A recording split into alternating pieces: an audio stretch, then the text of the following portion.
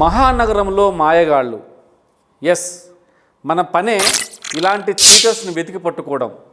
మరి మహానగరం అన్నారు, మాయగాళ్ళు అన్నారు. ఇది మీరు చెప్పే దాంట్లో ఎంతవరకు వాస్తవం ఉంది అని చెప్పని మీరు అనుకోవచ్చు. కానీ 140 కోట్ల రూపాయల డబ్బులు క్యాష్ ఉన్నాయి.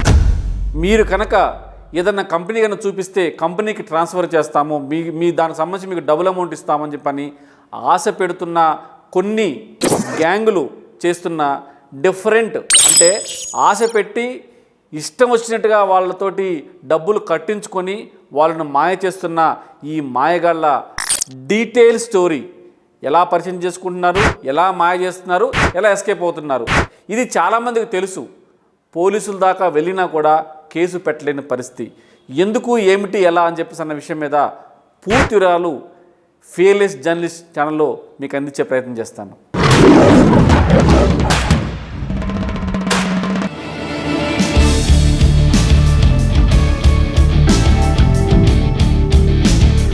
ఎస్, మహానగరంలో మాయగాళ్ళు అని చెప్పన్న బాగానే ఉంది.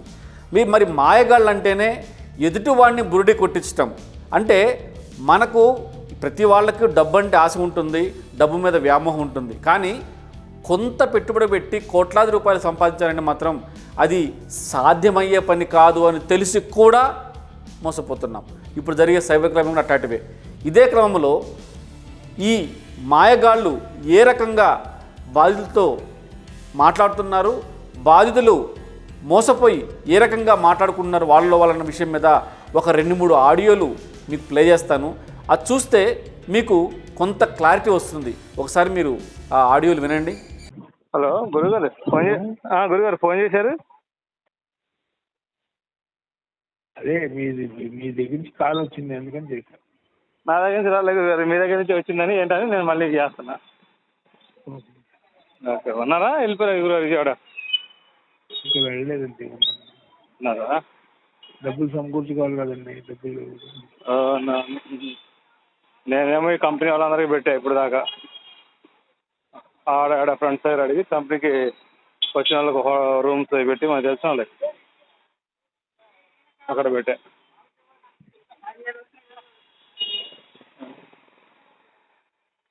సరే సరే గురు. నేను సహజంగా ఎవరిని అడగనండి. అదే నాగమల్లేశ్వరాన్ని కూడా అడగడానికి 3 కారణాలు ఉన్నాయి. సుమారు 100 days మియాపూర్ దగ్గర నుంచి ఎస్ఆర్ నగర్ దాకా తిరిగాము. అవును. శాంతినికేతనకే చేస్తాను అన్నాడని తిరిగాం. అవును. ఏ పని కాలేదు. అవును. కానీ రోజు 2,000 3,000 ఖర్చు అయింది మనకి. కంపల్సరీ అవుతాయి గురుగారు, 2-3 వేలు కంపల్సరీ అవుతాయి. మాకే 4 రోజుల నుంచి మాకు రోజుకి 5,000 దాకా అవుతున్నాయి. అలా భోజనాలు అంటే టిఫిన్లు అంటే వాళ్ళు 3 వచ్చారు. వీటన్నింటినీ దృష్టిలో పెట్టుకుని నాకు మా అమ్మగారు ఒంట్లో బాగా వెళ్ళాలి కాబట్టి కొంచెం ఏదైనా సహకరించమని అడిగాను. చేయలేదు. దానికి ఏం చెప్పానంటే ఏదో ఆటో యాక్సిడెంట్ అయింది, దాని కింద 3-4 లక్షలు ఖర్చు అయింది. నాకు అప్పటికి టైట్గా ఉంది, చేతిలో డబ్బులు లేవు అన్నాడు. ఎవరిది ఆటో యాక్సిడెంట్ అయిందట? వాళ్ళదే. ఆటోలు కూడా ఉన్నాయి ఆయనకు? Okay okay.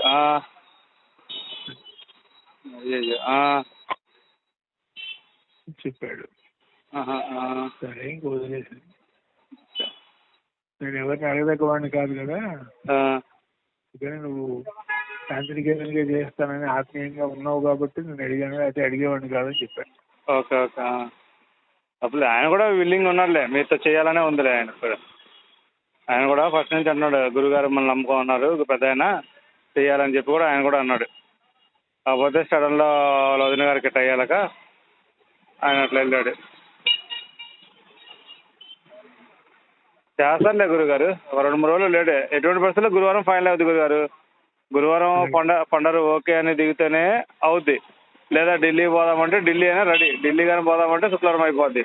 ఇంకా లేదు గురువారం కూడా లేట్ అయిపోయిందంటే ఇంకా వేస్ట్, ఇంకా లేనట్టే. ఇంకా నాకు తెలిసి ఇంకా పండరు నామలేశ్వరతో అబద్ధాలు చెప్తున్నట్టేమో నా డౌట్ అనిపిస్తుంది. అందుకని మనం ఏం చేయలేదు. ఇప్పటికే 100 రోజుల నుంచి ట్రావెల్ చేస్తాను, ఇంచుమించు 3 నెలలు ఆల్మోస్ట్. చూద్దాం, ఇన్ని రోజులు అవి పట్టుకున్నారు, 2 రోజులు భవిష్యత్తు బయటపడిపోద్ది. నిజంగా పండరు ఉన్నాడా లేడా ఫేకా అనేది తెలిసిపోద్ది. ఓకే ఏ సార్ నిన్న కన్ఫర్మ్ అయిపోయింది, ఇవాళ రిలీజ్ అయింది. ఫ్లాపా సక్సెస్? అందుకే మాకైనా అడగలేదు. ఏ సార్ మీరు కూడా సార్ తప్పు చేశారు సార్. 4 రోజుల నుంచి అదేదో మొదటి రోజు చెప్పేసి ఎంతవరకు వెళ్ళదు కదా సార్. మీరు సార్ మొదటి రోజు ఈ విషయం మనకు చెప్పేసి ఉంటే వాళ్ళకి తిప్పి ఇచ్చేసి ఉంటాయి కదా. మనం మొదటి రోజు అవదంటే ఇంతవరకు వెళ్ళకపోయింది కదా మనం. అవ్వకపోయినా నేను చెప్పాను కదా సార్, ఏది వాడు 40 లక్షలు పెడతా అన్నప్పుడు ఓకే, పెనాల్టీ పెడతాప్పుడు మనకండి ప్రాబ్లం అని చెప్పాను కదా ఆ రోజు. నేను ఎప్పుడైతే ఆయన ఫ్యామిలీతో మాట్లాడినాడో పని ఇన్వాల్వ్మెంట్ ఉంటారని నీకు ఆ రోజు చెప్పాను నేను. అవును, ఆయనతో సంబంధం ఏముంది సార్ మనకి? సార్ ఫనీ దగ్గర మనం భయపడతారు 40 లక్షలు పెడుతున్నప్పుడు మనకి ఇబ్బంది ఏముంది? మరి ఎందుకు సార్ ఫెయిల్ అయిపోయినట్లయితే? ఫెయిల్ అయిపోయేదే ఉంది సార్, చెప్పాను కదా. ఇప్పుడు మనకి ఒక టైం ఎంతవరకు ఉంటుంది సార్ మన టైము? ఇప్పుడే జస్ట్ శశి గారు కూడా ఫోన్ చేశారు, వేరే వాళ్ళు ఎవరో మాట్లాడారంట. చెప్పారు మీకు? నాకు అదే చెప్పారు సార్. కాదు సార్, మీ ఒపీనియన్ ఏంటి సార్? మీ ఒపీనియన్ ఎలాగుందో ఇప్పుడు? నేను, శశి, విజయ్ గారు, ఫనీ, రాహుల్ ఇవన్నీ కాదు సార్. మీ ఒపీనియన్ ఎలాగుంది సార్? ఎందుకని చెయ్యాలని ఉందా, చేయకూడదని ఉందా, లేకపోతే ఏ విషయంలో సార్? అంటే ఈ వర్క్ అనేది ఈ వర్క్ అనేది మనం చెయ్యాలని ఉందా, చేయకూడదని? ఇప్పుడు ఫ్యాంట్ అనేది పక్కన పెట్టాడు సార్, ఫనీ అనేది పక్కన పెట్టాడు సార్. మీకు ఆల్రెడీ నేను ఆల్మోస్ట్ 1 వీక్ 10 డేస్ బ్యాకే చెప్పాను సార్. సార్ ఇట్లా గురువారం, శుక్రవారం, శనివారం ఈ 3 రోజులు ఢిల్లీ, ముంబైలో ప్రోగ్రామ్స్ ఉన్నాయి. అయిందా? అది అయినట్టు. అది కాకపోతే నేను ఈ సబ్జెక్ట్ జోలికి వెళ్ళాను సార్ అని మీకు క్లియర్ గా చెప్పాను. అవును సార్, అది అనుకోను. ఆ పనికి నేను అదే ఫైనల్ గా చేసే పని అది. యాక్చువల్గా ఇలా హార్బర్ కంపెనీ అని ఒకటి చూద్దాం అనుకున్నాను. వాళ్ళు యాక్చువల్గా ఇంకా కన్ఫర్మేషన్ ఇవ్వలేదు. అంటే వాళ్ళకి ఇంకా డీడీ విషయంలో ఏదో క్లారిటీ రాలేదంటే ఇంకా కన్ఫర్మేషన్ ఇవ్వలేదు వాళ్ళు. సో వస్తే ఇంకా అదొకటి చూస్తాను. రేపు ఈవినింగ్ ముంబై ప్రోగ్రామ్ ఉంది, ముంబై ఢిల్లీలో చూసుకోవడం అవుతుంది అవ్వట్లేదా, మనం ఏ కంపెనీస్ అయితే ఉన్నాయి అనుకున్నామో ఆ కంపెనీస్ కూడా ఒక ట్రైల్ వేస్తాము. అయినట్టు అవ్వలేదా లైట్ తీసుకుంటాం, ఇంకా సబ్జెక్ట్ అనే జోలికే పోకుండా. అది అయితే ఇప్పుడు సార్ ఫనీతో మనకి ఏంటి సార్ సంబంధం? ఈ విషయం పక్కన ఫనీ అనేది మనకి ఏంటి సార్? ఆయన వల్ల ఇబ్బంది ఉందా, లేకపోతే మనకి ఏమైనా ఫ్రాడ్ లా కనిపించాడా? ఇబ్బంది ఏమో సార్ మన దాకా ఏమనుకున్నాం సార్, మనకి ఏ విషయాలు తెలుసు? ఆ విషయం తెలుసుంటే సార్ ఎవడైనా సార్ మనం ఎందుకు బ్యాడ్ అవ్వాలి? ఇప్పుడు మీరు ఆలోచించండి సార్. ఇందులో బ్యాడ్ అయ్యేది లేదు ఏం లేదు సార్. చాటగానోడు ఎప్పుడైనా సార్ అలాగే మరి డబ్బులు పెట్టాడు కదా సార్, 40 తెచ్చాడు కదా సార్. ఏ టైంలో తెచ్చారు? ఈ టైం సార్ మనం పని చేయించుకోవాల్సిన మనం కదా, ఆడు ఎందుకు సార్ పని కావాల్సిన పని అంటే నేను సార్ మళ్ళీ మీరు కూడా అలా మాట్లాడమాకండి సార్. ఒక్కటి సార్, మనం స్లాట్ టైంలో ఒక 5 నిమిషాలు లేట్ అయినా మనం కొట్టేస్తామని అనుకున్నాం కదా డబ్బులు అనేది. దీంతో సంబంధం ఏముందని అంటున్నాను సార్ నేను. సార్ నేను మీకు క్లియర్ గా చెప్పాను సార్, నేను యాక్చువల్గా సోమవారమే సార్ లాస్ట్ నేను చెప్పుకునేది కాదన్నారు. మంగళవారం కూడా చెప్పాను క్లియర్ గా. మార్నింగ్ నుంచి నేను శశి గారికి చెప్తూనే ఉన్నాను సార్, టైం విషయంలో మాత్రం క్లియర్ గా ఉన్నాను సార్ అని నేను చెప్పాను కూడా. 1 వరకు మీరు కూడా అరవదు అన్నారు సార్. 2 వరకు చూడండి, 2 దాటితే సాయంత్రం వేసుకోవచ్చు కదా సార్. మీ అకౌంట్ లో డబ్బులు ఒకటి యాడింగ్ కావట్లేదు కదా, ఆవిడ సాయంత్రం వేసుకోవచ్చు కదా, సోమవారం సాయంత్రం కదా సార్. ఎప్పుడు? సోమవారం సాయంత్రం నేను వేస్తానని అన్నాను. రూమ్ అనేది ఫిక్స్ అయిపోవడం వల్ల రూమ్ అనేది సోమవారం సాయంత్రం నేను వేస్తానని అన్నాను. రూమ్ అక్కడ లేకపోతే రూమ్ వేరేది కూడా చూద్దామని చెప్పాను నేను. అవును సార్. ఇప్పుడు మీరు ఇది అవడం నాకు అసలు నచ్చలేదు సార్, అసలు నాకు నచ్చలేదు సార్. మీరు ఎంతగా దీనిగా ఉండేవాళ్ళు ఎందుకు ఇప్పుడు ఇలా తయారవుతున్నారో నాకు అర్థం కావట్లేదు సార్. ఎందుకు 10 మందితో మనం బ్యాడ్ అయిపోయి 10 మంది సిట్టింగ్లు పెట్టేసి సార్, మంచి అనుకుంటే ముందుకెళ్ళాలి, చెడు అనుకున్నప్పుడు వదిలేయాలి సార్. అది మనం మీ సిస్టమ్ అనేది, మీ యాక్చువల్ మీ సిస్టమ్ అది. మీ వెర్షన్ కూడా అలాగే ఉంటుంది, మీ బాడీ పర్సనాలిటీ కూడా అలాగే ఉంటది. అది క్లియర్. అది నేను ఇందాక కూడా చెప్పాను, శశి గారిని వాడు మాట్లాడుతుంటే కూడా చెప్పాను సార్, వస్తాను తరాన్ని ఎక్కడ రమ్మంటే చెప్పండి, వస్తాను మాట్లాడదాం. నీకు దమ్మంటే నువ్వు ప్రూవ్ చేసుకో, నా దమ్మంటే నేను ప్రూవ్ చేసుకుంటాను కూడా చెప్పాను ఇందాక. వాడు మనిషిని మాట్లాడనివ్వపోతాను. మరి ఇలాగైతే చేసుకుంటే సార్ మనము ఒకటి క్లియర్ గా మీరు జస్ట్ 1-2 నిమిషాలు ప్రాక్టికల్ గా కొంచెం మీ బ్రెయిన్ పెట్టి ఆలోచించండి. 1-2 మినిట్స్. మీ ఆత్మసాక్షి కరణ్ అనేవాడు ఏమని చెప్పి వచ్చాడు మనకి, తర్వాత ఎటు షిఫ్ట్ అయింది అది. అంటే జీజెట్కే కంపెనీ పర్సన్ అనేవాడు వచ్చి వాడు కంపెనీ నుంచి మళ్ళీ ఫ్రాంచైజీకి షిఫ్ట్ అయ్యి నేనేం బేగం బజార్ నుంచి వస్తున్నానని కాదు, బంజారా హిల్స్ లో పండు ఉందని పొద్దున గచ్చిపోలి నుంచి వస్తున్నామని. సార్ వాళ్ళ సైడ్ నుంచి తప్పు ఉంది సార్, లేదన్నది లేదు సార్. మీ సైడ్ నుంచి కూడా at the same time me side నుంచి కూడా తప్పు ఉన్నది. కాకపోతే ఏంటంటే ఈ విషయం మనకు ముందు విషయం మొన్నే మన ఫ్యాంటైజంతో చేయమనుకుంటే ఒక విషయం ఏమి వదిలిపెడుతున్నారంటే మీరు, నేను చెప్పిన టైం ఇదంటే అవతల నాకుండే ప్రాబ్లమ్స్ ఎన్ని వదిలిపెడుతున్నారు మీరు. 40 లక్షలు ఒకటే మీకు కనపడుతుంది సార్. అది కూడా ఉంది సార్ మనకి. మొదటే మనం ఫ్యాంటైజం చేయమనుకుంటే ఆ రోజు మనం ఒకరితో క్లోజ్ చేసి ఉన్నాం సార్. మీరు ఎందుకు ఎంతవరకు డ్రాగన్ చేశారు, మీరు ఎందుకు బ్యాడ్ ఆలోచిస్తారు తప్ప. నేను క్లియర్ గా చెప్పాను సార్. శశి గారు కూడా అదే అన్నారు సార్, రానివ్వండి వాడే ఫస్ట్ అయితే వాడిని రానివ్వండి అని కూడా చెప్పారు. శశి గారు కూడా అదే అన్నారు, నేను కూడా అదే మాట అన్నాను. నేనేమనుకున్నానంటే సార్ ఉన్న సార్ విషయం వాడు 40 లక్షలు 40 పెడతారు, లక్షలకి మనం 20 వాడు లక్షలు అవతల 2 పెడతాము. లక్షలు సార్ 20 లక్షలు కంపెనీ స్లాట్ అని చెప్పి కంపెనీ స్లాట్ తరపున 20 లక్షలు అని చెప్పి మాట్లాడి వాడి మళ్ళీ అవతల వాళ్ళకి 2 లక్షలు కట్టడం కోసం 18 లక్షలు మీరు కట్టండి స్లాట్ ఏం చేయాలంటే స్లాట్ మారిపోతా ఉంటుంది సార్. ఇలా ఏమో సార్ కంపెనీ చెప్పుకోవడం మనకి సంబంధం ఉంది సార్. మనము సార్ ఇదంతా ఎవరు మాట్లాడతారు సార్ నాకు అయితే ఇందులో ఈఎఫ్ఓతో మాట్లాడాం సార్ మేము. సార్ ఇందులో లాజిక్ నాకు ఒకటి తెలియదు సార్, లాజిక్ నాకు ఒకటి తెలియదు. ఒక లాజిక్ చెప్పండి సార్. వాడు 40 పెట్టాడు సార్, మనం 18 20 గడ్డి ఏదో పెట్టాం సార్. మనం ఫండ్ చూపించిన తర్వాత మనం ఆ డబ్బులకు మనం తీసుకోగలమా తీసుకోలేమా అది ఒక్కటి చెప్పండి సార్. నెక్స్ట్ డే తీసుకోలేము సార్. ఎందుకు సార్? ఎందుకంటే వాడు నెక్స్ట్ డే ఉంటాడు, కన్ఫర్మ్ వస్తాడు, ఫండ్ దగ్గర అంటాడు. ఫండ్ లొకేషన్ మీ డౌట్ నేను క్లారిఫై చేస్తానండి. చెప్పండి సార్. వాడు ఫండ్ దగ్గర అంటాడు, మార్కెట్ లో జరిగినవి కూడా చెప్తాను. ఫండ్ దగ్గర అంటాడు, వాడికి మనం ఫండ్ చూపిస్తాం. ఫండ్ చూపించిన తర్వాత వాడు పలానా 1 గంట 2 గంటలు అంటాడు, వాడు కొట్టడు. ఈ అమౌంట్ అక్కడ లాకర్ లో ఉంటది. లాకర్ ఎందుకు ఉంటది? లాకర్ లో తీసుకొచ్చిన ఇక్కడ తీసుకొచ్చిన ఎవరికి హ్యాండ్ ఓవర్ చేయాలి? కన్ఫర్మర్ హ్యాండ్ ఓవర్ చేయాలి. మనం వాడి దగ్గర నుంచి డబ్బులు వసూలు చేయాలంటే 2 థింగ్స్, వాడిని కొట్టి మనం వాడి దగ్గర డబ్బులు తీసుకోవాలి. అలాగవ్వ సార్, వాడు మీ కస్టడీలో మీ సరౌండింగ్ లో కవర్ పెడతారు కదా, కవర్ దగ్గర మన మనిషి ఉంటాడు కదా అని అంటున్నా. ఉంటాడు సార్, మరి వాడు మనకి డైరెక్ట్ ఇంకోటి బాబు నా మిస్టేక్ అయిందని ఇవ్వడాడు. ఒకతను చూసినదని చెప్పాడు, రాంప్రసాద్ అని అడుగుతాను. రాంప్రసాద్ కి చూపించాడట నామలేశ్వరరావు ఒకసారి. ఎక్కడ? అది పింక్ గ్రీన్ విషయంలో, ఈ సబ్జెక్ట్ కాదు, పింక్ గ్రీన్ సబ్జెక్ట్ తీసుకెళ్లి చూపించాడంట. ఫండ్ ఎంత ఉందంట అప్పుడు అక్కడ? 400 CR ఉందంట. అబ్బాయిని పింక్ గ్రీన్ విషయంలో నేను చూసిన, అందుకోసం నమ్ముతున్నా నామలేశ్వరరావు అని అన్నాడు. ఎవరు అతని? నా రాంప్రసాద్ అని అన్నాడు. ఎక్కడ ఉంటాడు అతని? రాంప్రసాద్ ఎల్బీనగర్ లో ఉంటాడు. నీకు పరిచయమేనా? నాకు పరిచయం, నాకు రెగ్యులర్ టచ్ లో ఉంటాడు. అయితే ఒక రోజు అతను కూడా కంపెనీ తీసుకొస్తే నేను మీటింగ్ చేసినప్పుడు ఇదే డౌట్ వచ్చింది అన్నట్టు. డౌట్ వస్తే మా ఇద్దరి మధ్య డిస్కషన్ వస్తే చెప్పాడు, ఒకసారి నాకు చూపించండు ఫండ్, నామలేశ్వరరావు నెంబర్ ఆయన దగ్గర డైరెక్ట్ ఉంది, రామప్రసాద్ దగ్గర. ఇట్లా ఒకసారి నన్ను తీసుకెళ్లి చూపించండు ఫండ్, నేను చూశాను, అందుకోసం నమ్ముతాను నామలేశ్వరరావు అని అన్నాడు. సర్లే, ఆయన చూశాను అని చెప్పిండు కాబట్టి నేను కూడా సర్లే మనకు కూడా ఏముంది, ఇంక 2 రోజులు క్లారిటీ ఇచ్చేస్తాను నీకు. ఎందుకంటే రాత్రి చెప్పిన గురుగారిని వెళ్ళిపోమని, ఎందుకంటే ఉంటాం గురువారం రోజు నువ్వు ఫోన్ చేస్తుంటావు. ఎందుకంటే మళ్ళీ శనివారం ఆదివారం సోమవారం 3 రోజులు గవర్నమెంట్ హాలిడే. సరే, గురువారం శుక్రవారం వర్క్ చేసుకోవాలి అంతే. శుక్రవారం శుక్రవారం వర్క్ చేసుకోవాలి. ఓకే, సరే. రేపు వస్తాడు అనుకుంటా కదా? రేపు ఎల్లుండి వస్తాడు. ఓకే. విన్నారు కదా బాధితుల వర్షన్. అలాగనే మోసపోయిన తర్వాత వాళ్ళలో వాళ్ళు ఏ రకంగా మదన పడుతున్నారని దాని మీద మాకు పక్కా సమాచారం వచ్చింది. ఎలాగైనా సరే ఈ మాయగాళ్ళను పట్టుకోవాలని చెప్పేసి ఒక సీక్రెట్ కెమెరాతో మా బృందం బయలుదేరింది, ఫాలో అయింది. వాళ్ళలో ఒకటిగా, వాళ్ళకు ఏమాత్రం అనుమానం రాకుండా వాళ్ళలో ఒకటిగా ఉంటూ మేము డీటెయిల్గా ఆ వీడియో మొత్తం రికార్డ్ చేయడం జరిగింది. సరే, మీకు ఆ వీడియో చూపించే ముందు ఈ మోసం ఎలా జరుగుతుందో కొంత ఇంట్రో ఇచ్చే ప్రయత్నం చేస్తాం. ఇలాంటి సింపుల్ టెక్నిక్, ఒక కంపెనీని మాట్లాడుకుంటారు, కంపెనీకి సంబంధించిన ట్యాక్స్ డీటెయిల్స్ లీగల్గా అన్నీ చెక్ చేసుకుంటారు. ఆ కంపెనీ కూడా తమకు ఫండింగ్ వస్తుంది కాబట్టి డెఫినెట్గా మీరు ఫాలోఅప్ చేయమని చెప్తారు. ఇంతవరకు బాగానే ఉంది. కానీ స్లాట్ బుకింగ్ అని చెప్పేసి అని 120 నుంచి 140 కోట్ల రూపాయల డబ్బులు చూపించడానికి వెళ్ళిన టైం గ్యాప్ ఏమైతే ఉందో ఎగ్జాక్ట్గా ఆ టైంకి వెళ్ళాలి. ఆ టైంకి అక్కడికి దగ్గరికి వెళ్ళిన తర్వాత వాళ్ళు ఫోన్ లిఫ్ట్ చేయరు. ఒకవేళ ఫోన్ లిఫ్ట్ చేసినా మీకు ఇచ్చిన టైం 11, మీరు వచ్చిన టైం 11:05. సో మేమేం చేయలేము. ఇవి ఒక పెద్ద కంపెనీ, అంటే ఒక పెద్ద రియల్ ఎస్టేట్ కంపెనీకి సంబంధించిన లిక్విడ్ క్యాష్.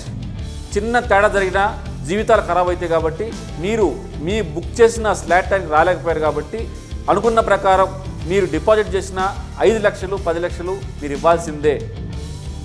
ఇది ఫస్ట్ పెట్టిన కండిషన్ కాబట్టి ఆ కండిషన్ ప్రకారం బలవంతంగా మొబైల్ లాక్కొని, ఆల్రెడీ మీకు ముందే చెప్పాను మొబైల్లో మీ అకౌంట్ డబ్బులు చూపించాలని, ఆ అకౌంట్లో చూపించిన డబ్బులను ఇమ్మీడియట్గా మొబైల్ లాక్కొని ఆ డబ్బులను ట్రాన్స్ఫర్ చేసుకుంటారు. సో నెక్స్ట్ మళ్ళీ ట్రై చేయండి, డెఫినెట్గా ఈసారి చూపిస్తామని చెప్పి అంటారు. ఈ రకంగా బురిడీ కొట్టించి మాయల మరాఠీలు మోసం చేసి అక్కడ లిక్విడ్ క్యాష్ ఉన్నాయో లేదో ఆ దేవుడికి ఎరుక. కానీ ఇలాంటి ఉన్నాయి, సింపుల్గా 5 లక్షలు 10 లక్షలు ఖర్చు పెట్టి కనుక ఒక మంచి కంపెనీ కన్నా హెల్ప్ చేసుకొస్తే మీకు కోట్ల రూపాయల డబ్బులు ఇస్తాము అన్న మాయదారి కన్నింగ్ కాన్సెప్ట్తో వచ్చిన వీళ్ళు బారిన పడ్డ వాళ్ళు చాలామంది ఉన్నారు. డబ్బులు దొరక్క తమ దగ్గర ఉన్న డబ్బులు పోగొట్టుకొని ఆత్మహత్య చేసుకున్న వ్యక్తులు కూడా ఉన్నారు. దీనికి సంబంధించి మన దగ్గర పూర్తి సాక్ష్యాధారాలు ఉన్నాయి. అయితే ఈ కన్నింగ్ బ్యాచ్ క్యాచ్ చేశాం. ఎక్కడ ఉన్నారు, ఏం మాట్లాడుతున్నారు, వాళ్ళు మాట్లాడే మాటలు కూడా అవతల వ్యక్తిని బెదిరించేటట్టుగా, అవతల వ్యక్తిని భయభ్రాంతులు గురిచేసేటట్టుగా ఉంటాయి. ఇవన్నీ నేను చెప్పడం లేదు. ఫియర్లెస్ జర్నలిస్ట్ పెట్టిన కెమెరాకు చిక్కిన వీడియోస్ను ఒకసారి మీరు చూడండి. దాంట్లో మీకు క్లియర్గా వాళ్ళు ఏ రకంగా మాట్లాడుతున్నారో మీకు అర్థమైంది. Just watch the secret camera video.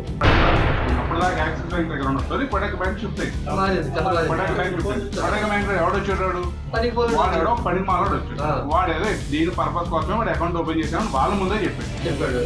అదే మీరందరూ క్లియర్ గా చూశారు కూడా, మీరందరూ క్లియర్ గా చూశారు అక్కడ. ఇక అందులో వాడు కంపెనీ వాడు వచ్చింది ఎక్కడప్పుడు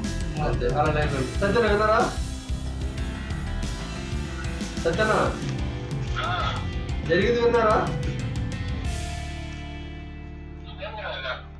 మరి ఇప్పుడు ఆ కంపెనీ వాడు రాలేదు, అవునా? ఆ రోజు కంపెనీ వాడు రాలేదు, థర్డ్ పర్సన్ ఎవడో వచ్చి చెప్పి తీసుకొచ్చాడు. అన్నా అది మాకు తెలియదు. బామ్మట్లు వచ్చాడో బావ వచ్చాడో తమ్ముడు వచ్చి మాట్లాడా అన్న పంపించాడు. ఆ రోజు ఆడే మాట్లాడుతూ ఆడే అన్నాడు కదా, ఏమన్నాడు? నేను కంపెనీ వాడిని కాదురా బాబు, నేను చెక్ ఇచ్చాను 5,000 రూపాయలు ఇస్తాను కమిషన్ బేస్, నా కంపెనీతో నాకు సంబంధం లేదు ఆడే అన్నాడు. అన్నాడు అదే వ్యక్తి అన్నాడు, ఎవడో చెక్ ఇచ్చాడు ఆడే ఉన్నాడు. అడగండి విషయం. అయితే వీళ్ళు పెద్దన మళ్ళీ సత్యనారాయణ మన నాయుడు చేసి ఎవరు మన మల్లేశ్వరరావు గారు వచ్చారు. వచ్చి మీరు సత్యన్నకు 40,000 వేశారు, సరే 40,000 వేసారు, కంపెనీ ఫెయిల్ అయింది కాబట్టి సత్యనారాయణ ఒక 40 లక్షలు కానీ అంత అడుగుదాము పెనాల్టీ అని అన్నారా? అంటే ఎవరన్నారు?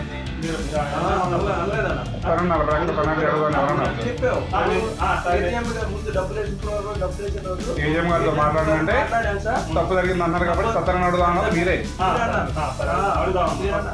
50,000 వేసిన ప్లేట్ ఎక్కడ వేసినాము, ప్లేట్ ఎక్కడ వేసిన తర్వాత ఏజీఎం గారు కూడా నాకు చెప్పారు, ఇవ్వకపోతే వాళ్ళు పెనాల్టీ కట్టవలసి వస్తుంది, దానికని నువ్వు చెప్పినావు. దానికి కూడా ఏజీఎం తర్వాత ఏజీఎం విషయం కూడా చెప్పలేదు అన్న.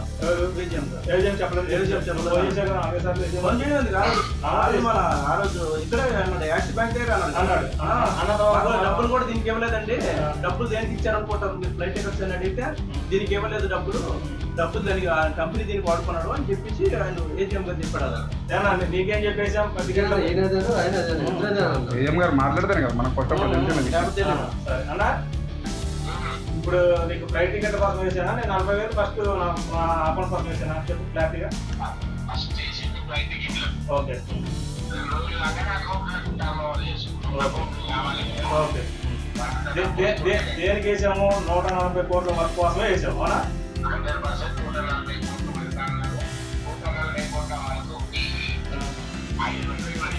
500 కాబట్టి వేయించుకొని అన్నాం. ఇప్పుడు 140 కోట్లు నువ్వు కానీ నేను కానీ చేసి కానీ ఎవరైనా చూసావా? మల్లేశ్వరరావు గారు నీ యాప్స్ కాడికి వచ్చి ఏమన్నాడు? అన్న 140 కోట్లు వద్దు, ముందు 5 కోట్లు తీసుకొచ్చి నీకు ఎవరైనా పెడతాను వచ్చి అన్నాడా లేదా? అది ఇప్పుడు తర్వాత అదే ఫస్ట్ మిస్టేక్ ఎక్కడ జరిగింది అది క్లారిటీ చేయండి. రెండో టాపిక్ ఎందుకు వెళ్తున్నారు మీరు? అక్కడ మిస్టేక్ ఏం జరిగింది అది క్లారిటీ చేయండి. ఆ రోజు సత్యంతో నేను ఏం మాట్లాడాను తర్వాత అది క్లారిటీ చేసి నెక్స్ట్ టాపిక్ వెళ్ళండి. చెప్పండి చెప్పనా చెప్పన్నా.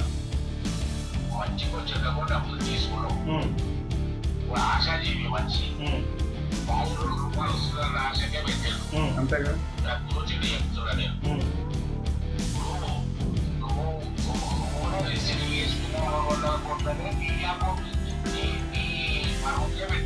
అవును లేదు.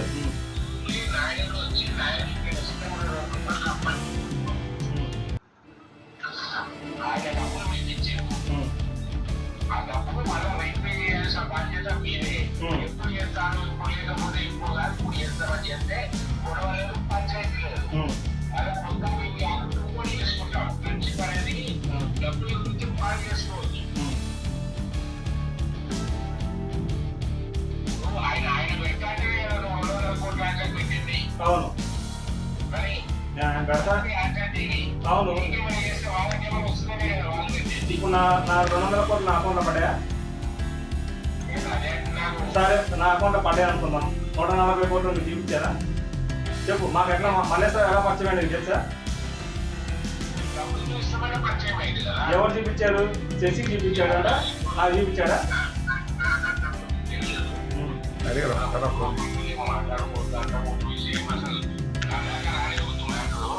రైట్, మంచి మాట చెప్పాను సార్. తను ఒక నిమిషం నేను నార్మల్ మాట్లాడుతున్నా.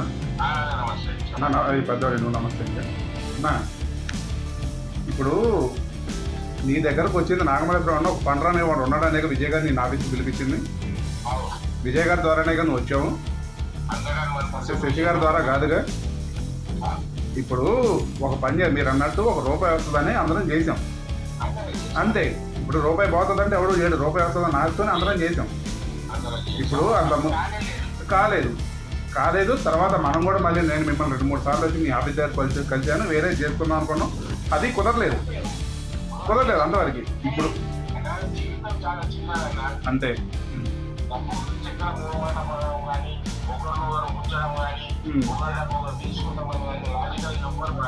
మాది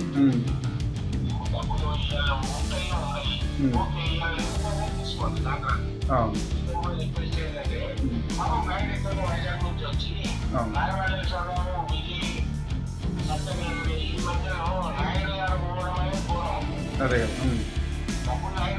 అవును అంతే కదండి. అవును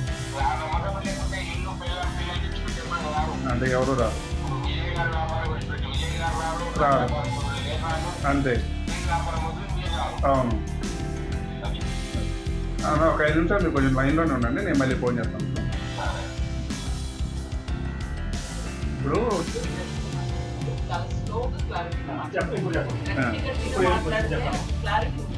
ఉండదు రైట్లోనే.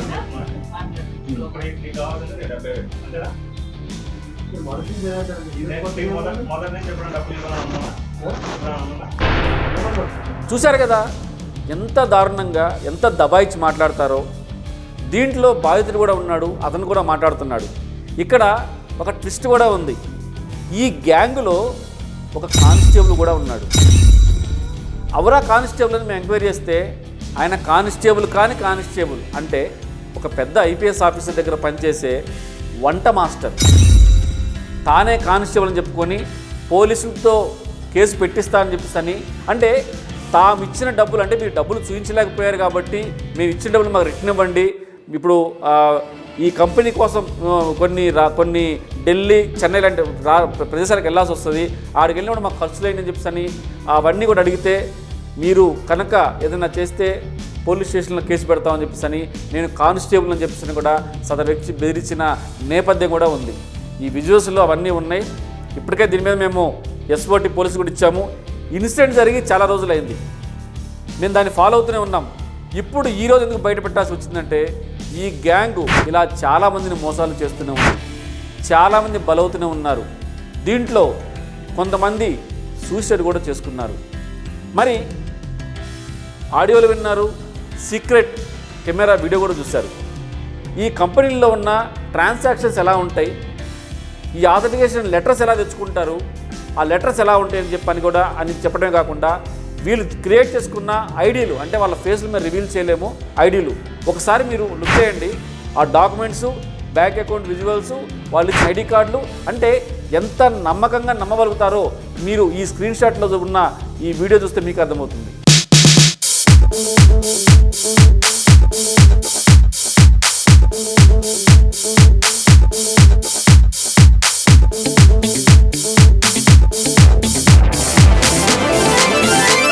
చూశారు కదా, ఇవన్నీ మా దగ్గర ఉన్న ఎవిడెన్స్. సో బ్యాంక్ ట్రాన్సాక్షను, కంపెనీలతో మాట్లాడటము, కంపెనీ దగ్గర నుంచి లెటర్ తెచ్చుకోవటము, ఆ లెటర్స్ కూడా మన దగ్గర ఉన్నాయి. సో ఈ రకంగా భయభ్రాంతులకు గురి చేసి కానిస్టేబుల్ కూడా దీంట్లో ఉండి బెదిరింపులకు పాల్పడుతున్న నేపథ్యం ఉంది. ఆల్రెడీ ఫియర్లెస్ జర్నలిస్ట్ ఈ విషయం మీద వీడియో తీశారన్న సమాచారం తెలిసి మనకు కూడా బెదిరింపులు వచ్చాయి. మనం బెదిరేది లేదు, అదిరేది లేదు, లెక్క చేసేది లేదు. ఇది ఎప్పుడు టెలికాస్ట్ అవుద్దా, ఎక్కడ టెలికాస్ట్ అవుద్దా అని చెప్పని భయంగా ఎదురు చూస్తున్నారు. ఎస్, ఫియర్లెస్ జర్నలిస్ట్ టైట్ ఎలా ఉందో మేము చేసే రిస్క్ కూడా అలా ఉంటుంది. ఖచ్చితంగా ఇలాంటి స్కామర్లు, డ్రామాగాళ్ళు, కంత్రీగాళ్ళు ఎన్ని పేర్లను పెట్టుకోవచ్చు. ఎదుటి మనిషిని డబ్బుల ఆశతోటి మోసాలు చేస్తూ, చీట్ చేస్తూ, బెదిరించి డబ్బులు వసూలు చేయడమే కాకుండా ఆత్మహత్యలు కూడా కారణమవుతున్నారు. ఇలాంటి వారిని ఎట్టి పరిస్థితుల్లో వదిలిపెట్టేది లేదు. మా దగ్గర ఎవిడెన్స్లతోటి ఖచ్చితంగా ఇలాంటి గ్యాంగులు కనుక మీకు కనుక తెలిసి ఉంటే మాకు సమాచారం ఇవ్వండి. మా టీం వాళ్ళని ఫాలో అయ్యి వాళ్ళ గుర్తురట్టు చేసి టెలికాస్ట్ చేయడమే కాదు, వాళ్ళ మీద యాక్షన్ తీసుకునే వరకు కూడా మా టీం వర్కౌట్ చేస్తుంది. మేము కూడా ఫియర్లెస్ జర్నలిస్ట్ అని చెప్పడమే కాదు, ఇలాంటి భయంకరమైన వాస్తవాలు ప్రాణాల మీదకి వచ్చినా పర్లేదు, వాస్తవాలను బయట పెట్టాలన్నదే మా ఉద్దేశం. కెమెరా పర్సన్ మోహరాజ్ పిల్లయ్యతో ఇన్నారెడ్డి, సైనింగ్ ఆఫ్.